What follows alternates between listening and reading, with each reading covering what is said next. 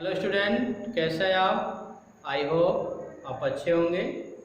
मैं Ajay Kushwaha sir mathematics study centre में आपका स्वागत करता हूं। आज मैं क्लास 12th का एक नया वीडियो लेकर आया हूं, जिसमें मैं प्रॉपर्टी ऑफ डिटरमिनेंट के बारे में डिस्कस करूंगा। तो लेक्चर स्टार्ट करने से पहले मैं आपसे रिक्वेस्ट करना चाहता हूं कि यदि अब तक आपने मेरे चैनल को सब्सक्राइब नहीं किया है तो उसको सब्सक्राइब कर लें।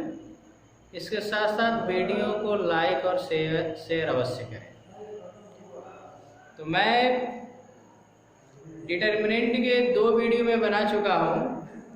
पिछले वीडियो में मैंने प्रॉपर्टी ऑफ डिटरमिनेंट के बारे में डिस्कस किया था।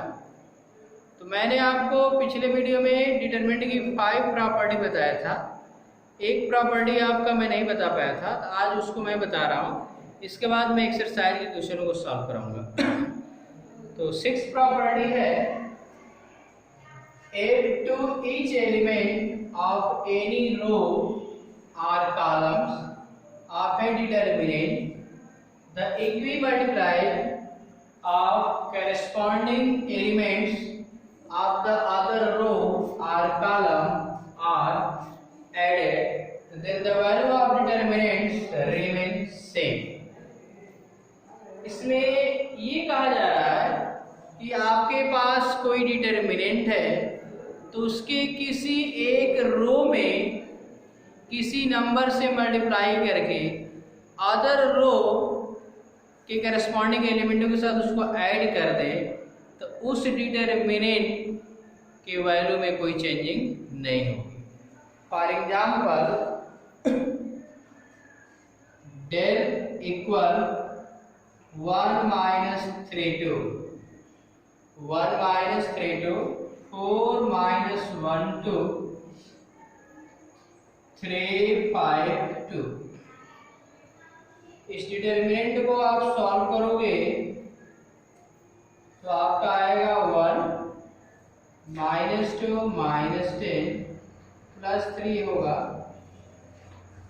8 minus 6 plus 2 20 plus 3। इसको आप सॉल्व करेंगे तो ये आपका ये -2 होगा, ये -2 होगा, इसका मल्टीप्लाई -12, ये आपका आएगा प्लस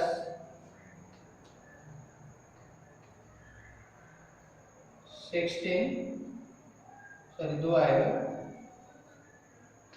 6 होगा, और इसको आप सॉल्व करेंगे तो इसमें आप मल्टीप्लाई करोगे तो 23 होगा, 2 से मल्टीप्लाई 46 आ जाएगा। 46 तो -12, इसको आप ऐड करेंगे तो 52, इसको सॉल्व करेंगे तो 0 यानी प्लस 40 है। इस डिटरमिनेंट का वैल्यू कितना आएगा? प्लस 40।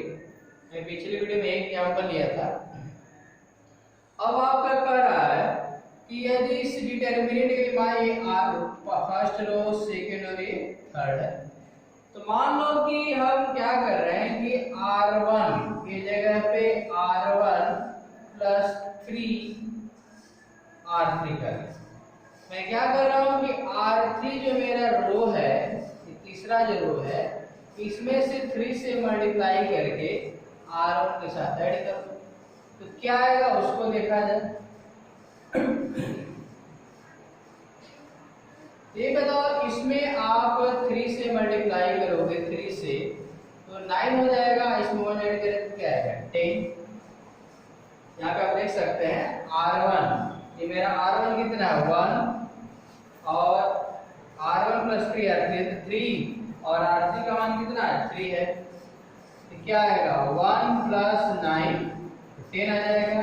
इसी तरह आपका R1 कितना है -3 है, और ये आपका R3, इसमें 3 से मल्टीप्लाई करो प्लस 3 इंटू 5 तो -3 और प्लस 15 यानी 12 आ जाएगा, 12 लिखोगे।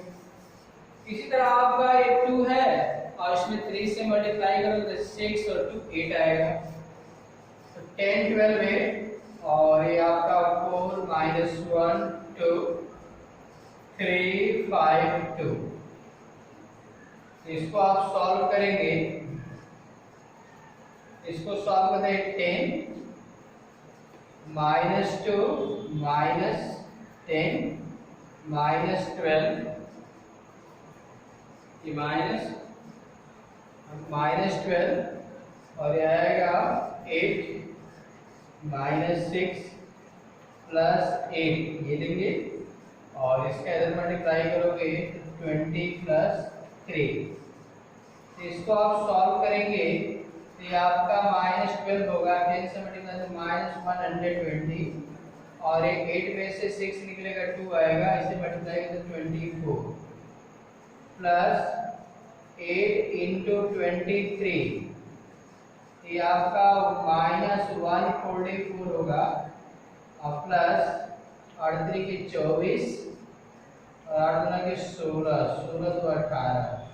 इसको सॉल्व करेंगे तो 0, 8 में से 4 निकलेगा 4, 1 में से यानी +4। यानी आपके कहने की प्रॉपर्टी जो हमारी है इसकी मीनिंग यही थी कि आपका कोई डिटरमिनेंट है, उस डिटरमिनेंट के किसी एक रो में किसी कांस्टेंट से मल्टीप्लाई करें, सेम नंबर से मल्टीप्लाई करके और R1 या R2 के साथ उसको ऐड कर दें तो जो नया डिटरमिनेंट मिलेगा उस डिटरमिनेंट के वैल्यू में भी कोई चेंजिंग नहीं होगा। यानी इस डिटरमिनेंट का वैल्यू 40 है तो आप इसमें जैसे 3 से मल्टीप्लाई किया तो इसे 5 से मल्टीप्लाई करके R2 के साथ भी मैं ऐड करूं तो इसका इस डिटरमिनेंट का वैल्यू 40 आएगा, उसमें कोई चेंजिंग नहीं होगा। ओके, तो प्रॉपर्टी ऑफ डिटरमिनेंट में 6 प्रॉपर्टी है, इसको आप लर्न कर लीजिएगा। मैं एक्सरसाइज 4.2 पे डिस्कस कर रहा हूं, उसके क्वेश्चनों को देखिए।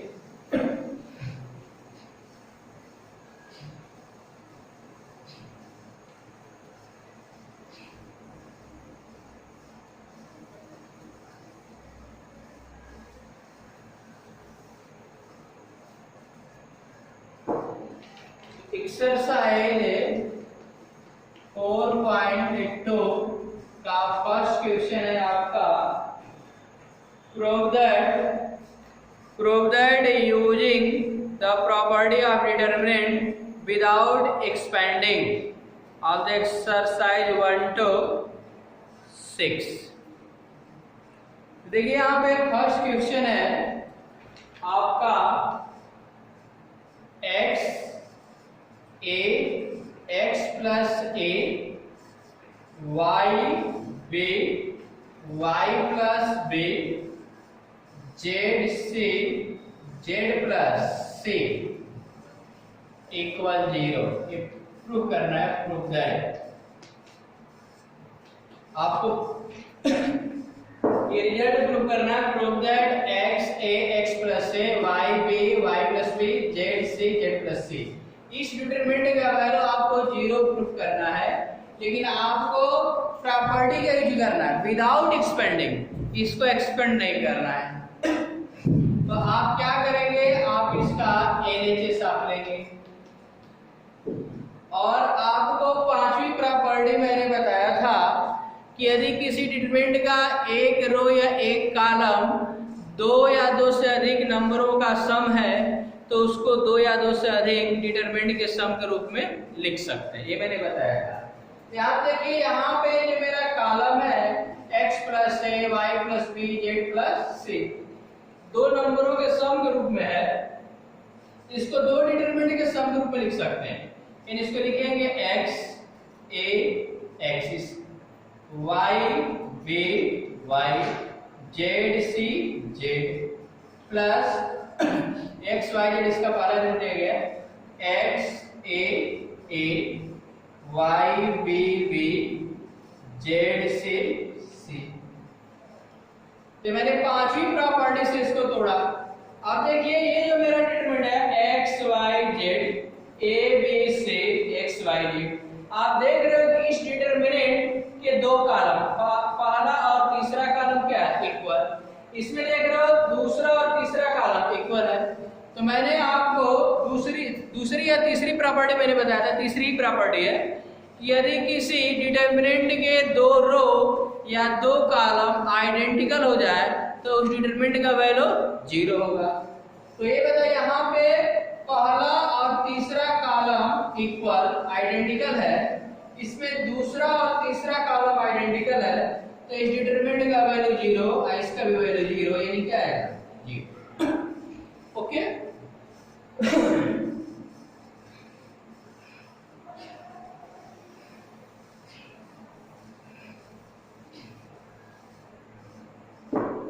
सेकेंड इसका देखिए a minus b, b minus c, c minus a, b minus c, c minus a minus b, c minus a minus b minus c। इस डिटरमिनेंट का वैल्यू भी आपको क्या बताना है 0 बताना है। क्या बताना है 0। तो आप इसका LHS ले लोगे और आप क्या कीजिए कि आप R1 की जगह पे R1 plus R2 plus R3 कर, जो प्रॉपर्टी 6 मैंने बताया, तो प्रॉपर्टी 6 में क्या है, किसी रो या कॉलम, किसी एक रो या एक कॉलम में किसी नंबर से मल्टीप्लाई करके दूसरे रो या दूसरे कॉलम्स के साथ उसको ऐड करें तो उस डिटरमिनेंट के वैल्यू में कोई चेंजिंग नहीं होगा। तो इस रूल का मैंने जनरल रूप कर सकते हैं, आप एक रो के साथ दो रो का आपस में मल्टीप्लाई करके, मैंने एक रो ले लीजिए, अदर दो रो में किसी नंबर से मल्टीप्लाई करके भी ऐड करोगे तो उस डिटरमिनेंट के मान में कोई चेंजिंग नहीं होगा। तो मैंने यहाँ क्या R1 R2 R3 को जोड़ दिया, यानी मान लो कि R1 में मैं R2 और R3 में 1 से मल्टीप्लाई करके R1 से ऐड कर रहा है, तो R1 plus R2 plus R3 कर सकते हैं। तीनों को ऐड करोगे तो क्या आएगा, ऐड करके देख लो, a minus b plus b minus c plus c minus a, तो b से b कैंसिल, c से c, a से a कैंसिल, तो आपका क्या आएगा 0 0 0, b minus c, c minus a minus b, c minus a minus b minus c। यदि किसी डिटरमिनेंट के एक रो या एक कॉलम का एवरी एलिमेंट 0 हो जाए तो उसका भी वैल्यू 0 ही होता है। यदि किसी डिटरमिनेंट का एक रो या एक कॉलम का तीनों ही एलिमेंट क्या हो जाए 0, तो क्या होगा, उसका वैल्यू 0 आएगा। Okay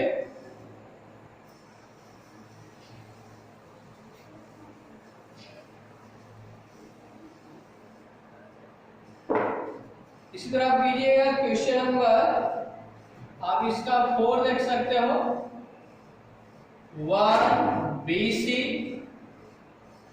AB plus C, 1 CA B C plus A, 1 AB C A plus B। इस डिटरमिनेंट का भी वैल्यू आपको 0 ही बताना है, तो आपको प्रॉपर्टी का यूज करके बताना है। तो पुनः आप LHS लोगे और करेंगे क्या, आप क्या कीजिए कि 1 BC मल्टीप्लाई कर दीजिए इसे AB plus AC, 1 CA BC plus AB, 1 AB CA plus BC। इसके बाद आप क्या कीजिए कि आप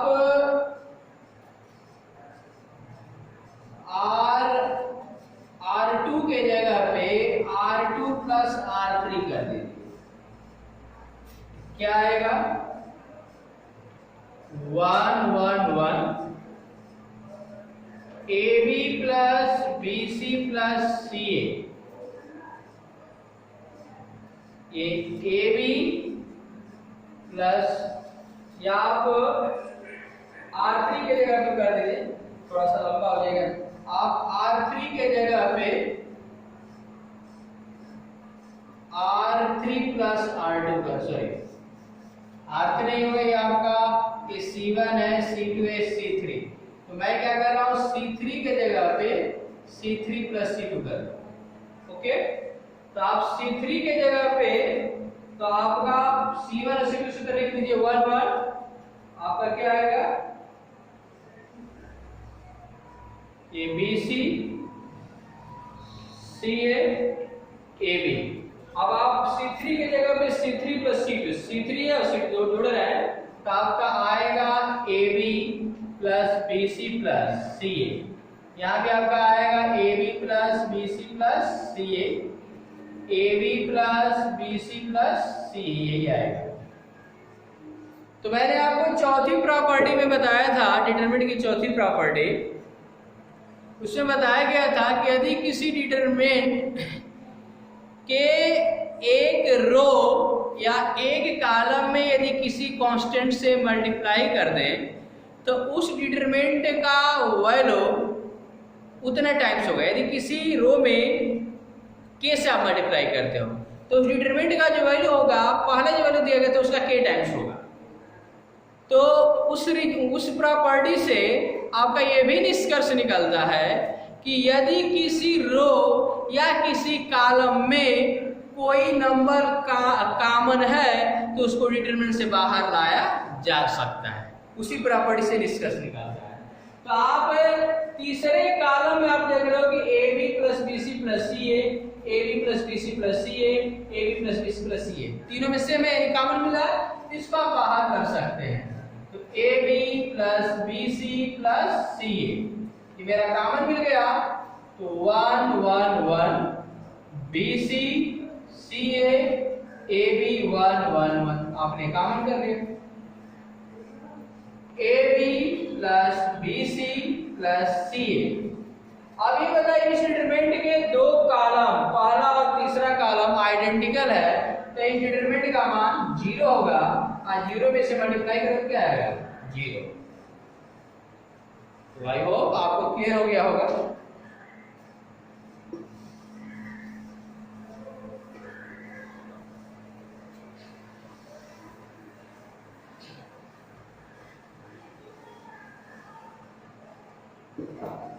इसी का क्वेश्चन नंबर आप 6 देखिए। Prove that 0 a minus b minus a 0 minus c b c 0, इस डिटरमिनेंट का वैल्यू क्या बताना है, 0 बताना है। क्या लाना है, 0, वो भी प्रॉपर्टी का यूज करेंगे विदाउट एक्सपेंडिंग। प्रूव दैट, तो आप क्या करोगे, इसका LHS आप ले लो, LHS लेंगे और आप 0 लाना है, तब कोशिश यही होगी कि इसके दो रो या दो कॉलम इक्वल हो जाए। तो इसको इक्वल करने के लिए इसमें क्या करेंगे कि R1 जो मेरा जो R1 जो मेरी पहली रो है, इसमें आप C से मल्टीप्लाई कर दो, यानी R1 की जगह लिखोगे CR1, क्या लिखेंगे, CR1। तो क्या आएगा आपका 0 AC माइनस BC आएगा आपका। इसके बाद A 0 माइनस C BC 0 आएगा। इसके बाद आप क्या करो, R1 की जगह पे R1 प्लस CR2 कर, R1 की जगह पे B, R1 की जगह पे R1 प्लस BR2 कर, ये आपका माइनस है, माइनस करते minus R1 minus BR2,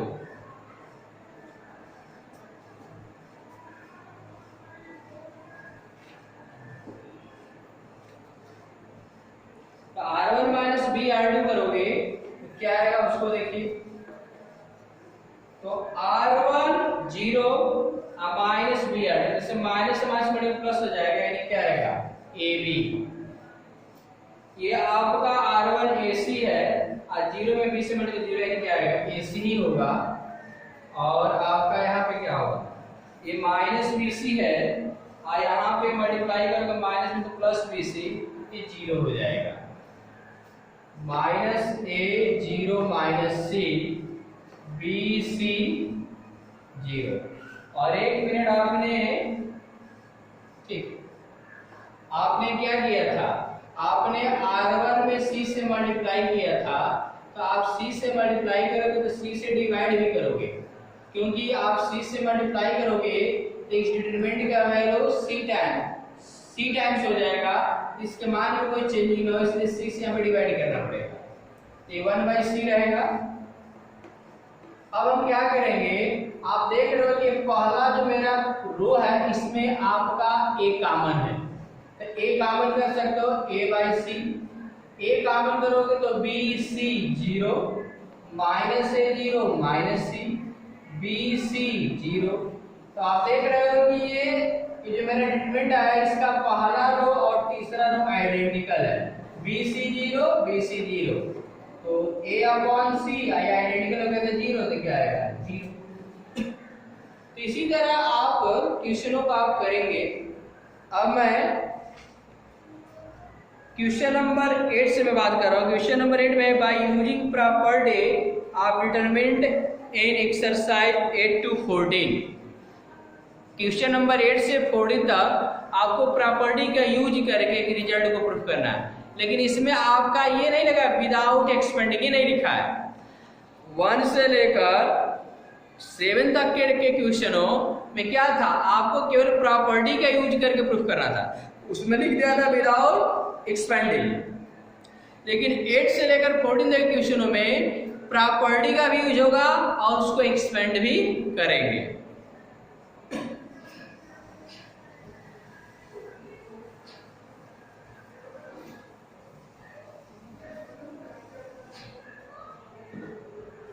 question number आपका क्वेश्चन नंबर 8 है 1a square 1b square 1c square equal a minus b minus c minus a। ये रिजल्ट हमें प्रूफ करना है।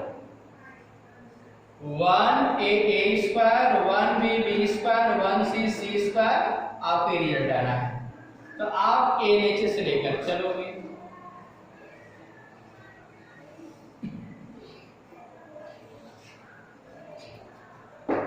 अब देखिए डिटरमिनेंट को, यदि आप डिटरमिनेंट की क्वेश्चन देंगे प्रूविंग से रिलेटेड दिए गए हैं और प्रॉपर्टी का यूज करके आपको कुछ रिजल्ट प्रूफ करना है, तो ऐसे डिटरमिनेंट को सॉल्व करने के लिए रूल आपका यही है कि आप कोशिश यही करोगे कि एक डिटरमिनेंट का एक रो या एक कॉलम का एवरी एलिमेंट 1 हो जाए। यदि 1 है तो उस डिटरमिनेंट को सॉल्व करना बहुत ही आसान है। तो देखिए यहाँ पे ये जो मेरा डिटरमिनेंट है इसका फर्स्ट कॉलम 1 है, तो इस डिटरमिनेंट को सॉल्व करना बहुत ही आसान काम है। इसके 2 एलिमेंट को 0 कर देंगे और 2 एलिमेंट को 0 करके एक्सपेंड कर देंगे, तो जो मेरा रिजल्ट लाना है वो आ जाएगा। तो देखिए मैं कैसे इसको 0 कर रहा हूँ। आप क्या कीजिए कि R2, ये मेरा R2 है, ये R1 है, R2 और ये क्या है R3। तो मैं क्या कर रहा हूँ कि R2 के जगह पे R2 माइनस R3 कर रहा हूँ। तो R2 में से R3 घटाओगे अभी 0 आ जाएगा। फिर R3 के जगह पे R3 माइनस R1 कर दो, R3 में से R1 घटेगा तो 0 आ जाएगा, तो 2 मेरे 0 हो जाएंगे। तो आप क्या लिखोगे, पहले रो में कोई चेंजिंग नहीं है, पहले तो उसको आप उससे लिखेंगे 1a स्क्वायर। दूसरे रो में चेंजिंग हो रहा है R2 माइनस R3 0, इसमें से घटेगा b minus c b square minus c square. इसके बाद R3 में भी चेंजिंग होगा, R3 माइनस R1 क्या आएगा 0। सी minus A, C square minus a square होगा। अब इसके बाद आप इसका एक्सपेंशन करेंगे पहले रो के रिस्पेक्ट में या पहले कॉलम के रिस्पेक्ट में करोगे तो क्या होगा, 1 आएगा तो इसको ढकेगा, इसको इसका ऐसे मल्टीप्लाई होगा b minus c square minus a square minus इसका इधर तो c minus a b square minus c square. अब इसके बाद यदि आप इसको भी लेते हो, वैसे तो इस कॉलम के रिस्पेक्ट में इसको लेंगे तो 0 आ जाएगा, क्योंकि इसको डालोगे इसको इसका ऐसे मल्टीप्लाई इसके ऐसे मल्टीप्लाई 0 से मल्टीप्लाई 0 आ जाएगा। इसको भी यदि आप लेते हो तीसरे को तो आपका इसको ढकेंगे इसको इसका ऐसे मल्टीप्लाई इसका ऐसे लेंगे क्या है 0 है। या आप कॉलम के रो के रिस्पेक्ट में चलोगे तो 1 का हो गया। यदि आप ए लोगे तो माइनस ए करोगे, इसको ढकोगे इसको इसका इधर मल्टीप्लाई 0 इसका इधर मल्टीप्लाई 0। यदि ये लोगे तो इसको ढकोगे और इसको तो इसका इधर मल्टीप्लाई 0 ये 0। इसीलिए आप 2 0 हो जाएगा तो केवल आप इसके रिस्पेक्ट में एक्सपेंशन कर दीजिए। अब आएगा क्या, तो आप इसको लिखोगे b माइनस सी, इसका फैक्टर होगा c plus A, c minus A minus c minus A b plus C b minus सी। अब आपका b माइनस सी और c माइनस ए common, b minus C c minus ए कॉमन है तो आपका आएगा c प्लस ए minus यहाँ पे माइनस बी और माइनस सी, तो आपका c से c कैंसिल तो b minus C c minus A minus B, या इसको आप सिस्टमेटिक कैसे लिख सकते हैं a minus B minus C minus A. ये इसका सॉल्यूशन है। तो मैं आशा करता हूं कि आप इस तरह के क्वेश्चन कर लेंगे। मैंने आपको देखिए किसी भी एलिमेंट का एक रो या एक कॉलम 1 1 है तो उसको 2 को 0 कर लीजिए, 2 को 0 करने के बाद उसका एक्सपेंशन करने के आंसर मेरे आ जाएंगे। इसलिए मैं अदर क्वेश्चन को भी देख रहा हूं।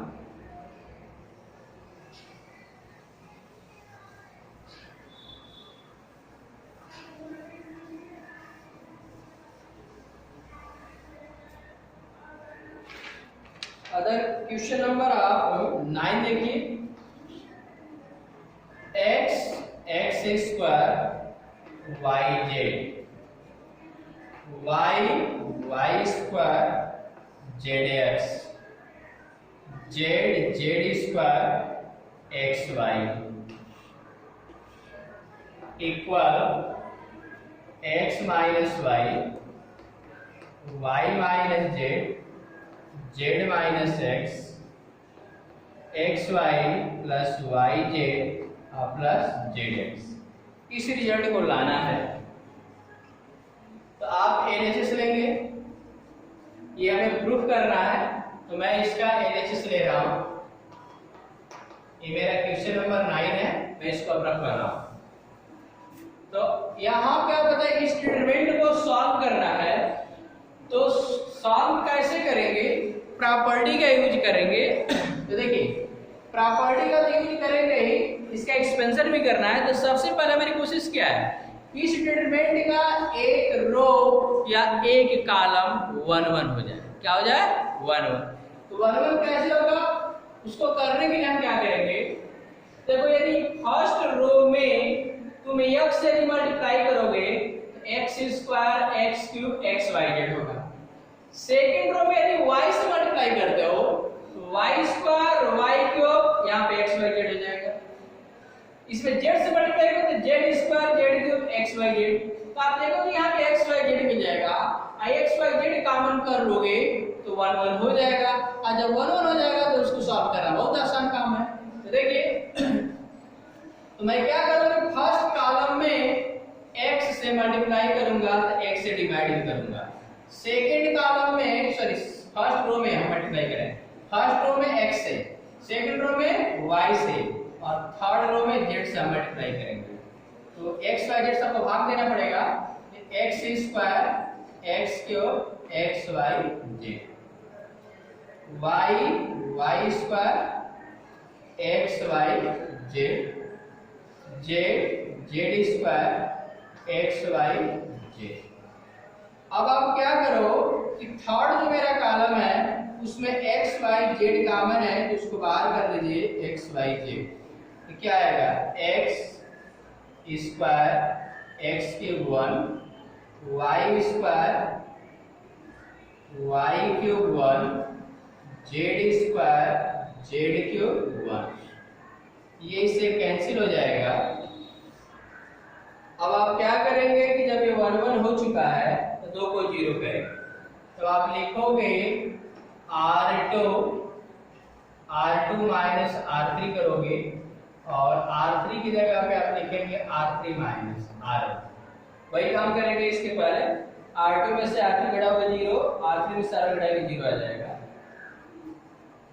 तो आपका रिजल्ट क्या आएगा, R1 में कोई चेंजिंग नहीं तो उसको उसी तरह आप लिख दो x square x cube 1। R2 में आप चेंजिंग कर रहे हो, R2 माइनस R3 कर रहे हो, तो y square minus z square, y cube minus z cube, ये 0 हो जाएगा।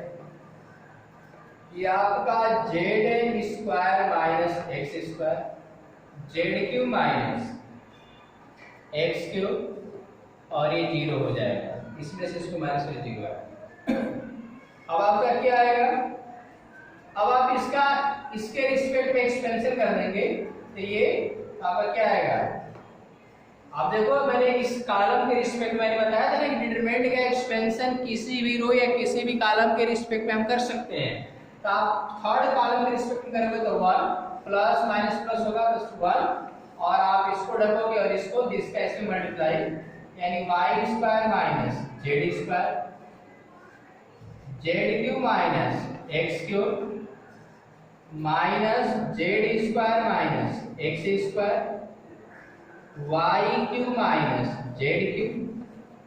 इसी को आपको सॉल्व कर देना है। तो इसका आप फैक्टर करेंगे तो वाई स्क्वायर माइनस जेड का y plus z, y minus z. इसका फैक्टर करेंगे तो z minus x in bracket z square plus z x plus x square, minus इसका फैक्टर करोगे तो जेड माइनस एक्स, और ब्रैकेट में आपका आएगा z square plus z x और प्लस एक्स स्क्वायर यहीं पे लिख लीजिएगा। और इसका एक गलत हो गया, आप क्या करेंगे, ये z square minus x square, इसका फैक्टर आपका होगा जेड माइनस एक्स और जेड प्लस एक्स होगा, और इसका फैक्टर करोगे तो वाई माइनस जेड और y square plus y z plus z square होगा ये। अब आप वाई माइनस जेड यहाँ पे है, यहाँ भी वाई माइनस जेड है, जेड माइनस यहाँ जेड तो आपका कॉमन मिल जाएगा, y minus z, z minus x एक कॉमन मिलेगा, तो आपका y plus z, z square plus z x plus x square minus z plus x y square plus y z plus z square. इस result को आप solve करेंगे तो मेरा जो प्रूविंग है वो आ जाएगा। अब आप क्या करेंगे, इसका इससे मल्टीप्लाई करेंगे, इसे मल्टीप्लाई करेंगे, मेरे कुछ टर्म कट जाएंगे। कटने के बाद उसके बाद मेरा जो रिजल्ट आएगा उसका फैक्टर करेंगे तो मेरा रिजल्ट आ जाएगा। तो आप कर सकते हैं, यहाँ पे करके दिखा भी दे रहा है। तो आपका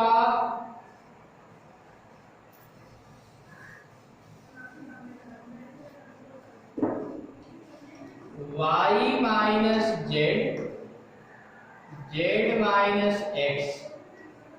अब आप क्या करो कि y प्लस है तो y से इसके अंदर मल्टीप्लाई करो तो आपका आएगा yz स्क्वायर प्लस y से मल्टीप्लाई करेंगे तो xyz आएगा और प्लस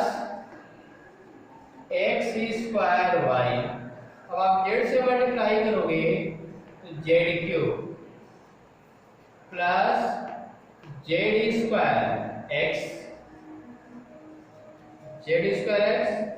प्लस zx स्क्वायर। इसके बाद आप इस z से मल्टीप्लाई करो इसके अंदर तो माइनस y स्क्वायर z, इस z से मल्टीप्लाई करोगे तो minus yz square minus yz square और इससे मल्टीप्लाई करोगे तो minus z cube.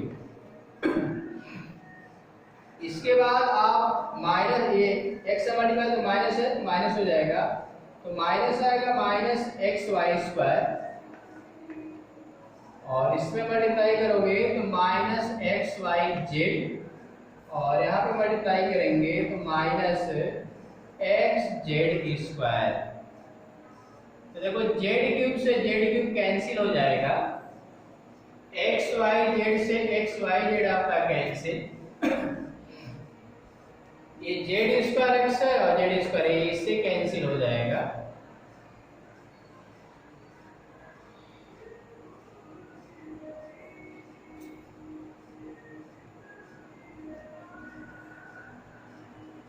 yz square और yz स्क्वायर से ये कैंसिल हो जाएगा आपका y minus z minus x तो आपका आएगा x स्क्वायर y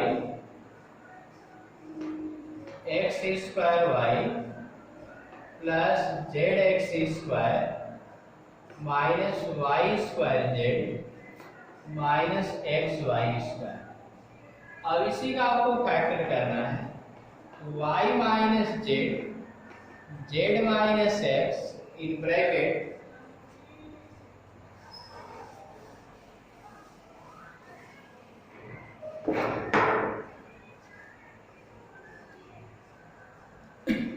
अब आप क्या कीजिए कि इन दोनों में आपका xy कॉमन है, xy कॉमन कर देंगे x माइनस y आ जाएगा।